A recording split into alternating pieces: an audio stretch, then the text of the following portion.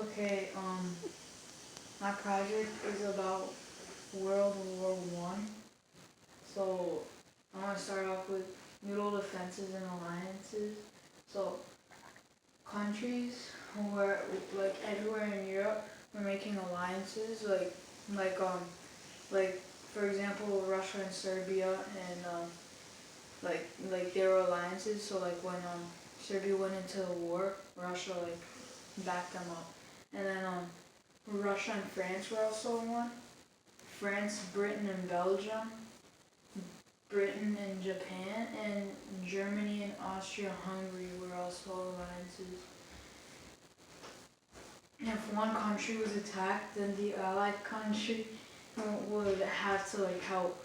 So, um, like pretend Britain got attacked, then France would come in and help.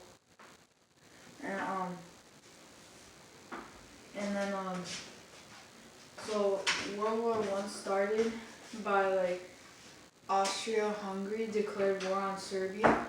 So then their allies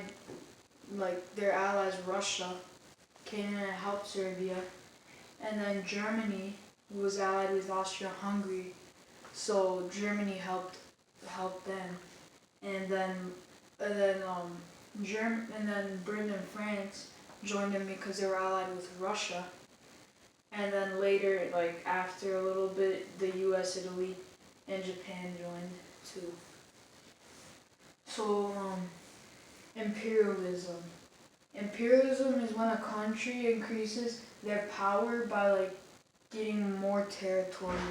So, before World War One, Europe was like targeting Africa and Asia for like more land.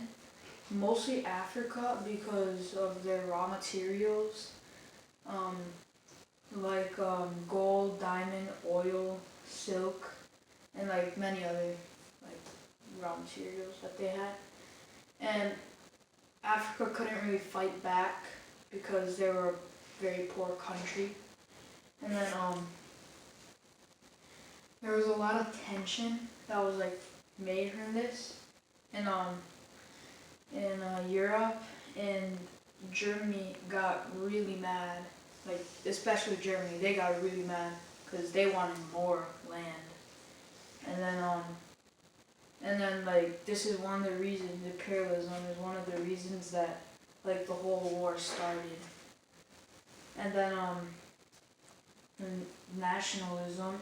Nationalism is like an intense form of like a person's like loyalty to their country. So like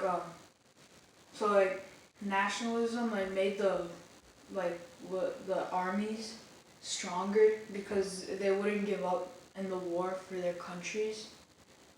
Like Serbia, they didn't give up in the war, and then they won. And and many like weak European countries I mean Serbia is not weak, but like one of the weaker ones. So like Serbia got stronger because of nationalism, and it's not like imperialism where they get war. I mean they get territory. It's like it's like just in their hearts. And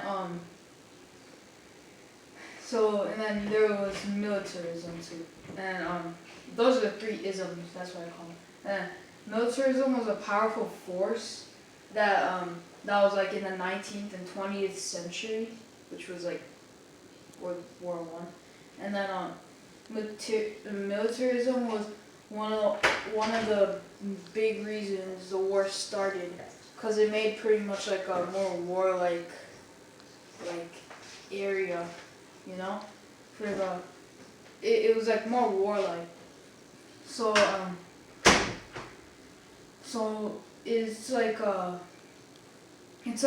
system, like militarism is like a system, like they'll take their young children, like by the age of 8, uh, and train them to be in the army, so that they grew bigger armies.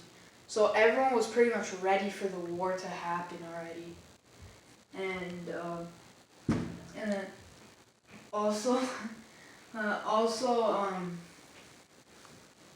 like because of this,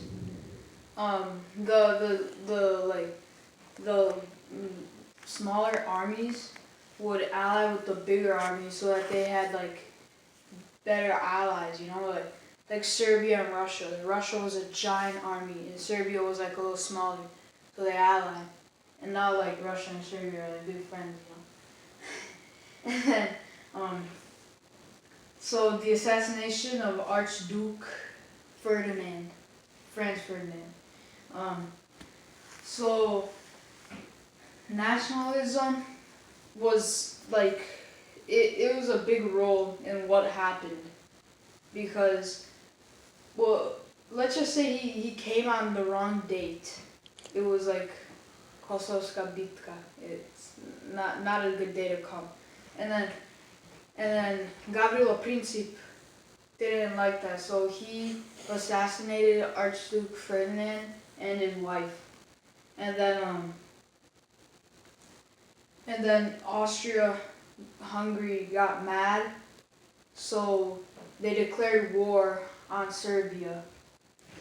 And then so this assassination, it was pretty much the spark of the war. So there was a bunch of reasons, like everyone knew there was gonna be a war coming.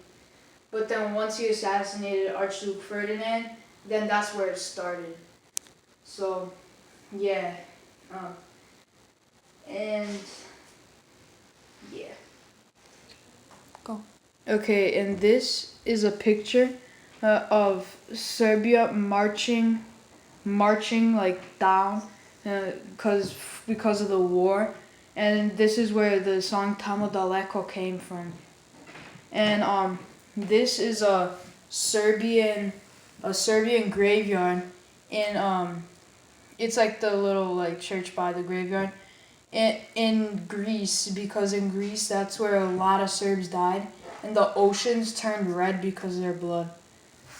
These are some of the weapons that they used in World War I. Like they show a Shajkača up here and like 2 Serbian guns that they used. And then down here is a timeline. So in 1914, that was the assassination of Archduke Ferdinand. And in July 29th, that was when they declared war in 1914. And in 1915, that's the Slovakia front. And so that happened in November.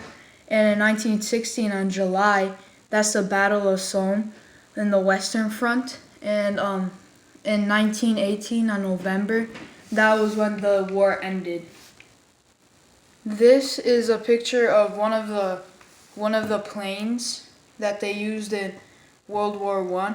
And it would like start by itself, but then people would sometimes have to push it, like these 2 people are, so that it could go. So that's a like pretty unstable plane. And then this is a tank that they used in World War I. And this picture kind of like weirded me out because usually there's that one like big cannon thing right there, but they have it on the sides right here. And then these are the trenches that they made in World War I. That's where they dug up like tunnels, and they would shoot from there. And it was a horrible idea because they probably lost like, for every mile they probably lost like 10,000 or 100,000 men. And then down here, that is before and after. So before the war, Austria-Hungary and Germany were giant, and so was France.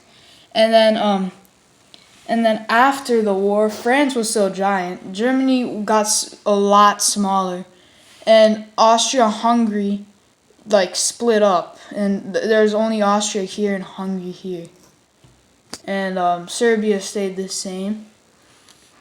Well, no, actually, there was like split up Serbia, Montenegro, and then it became Yugoslavia. But now they're split up again.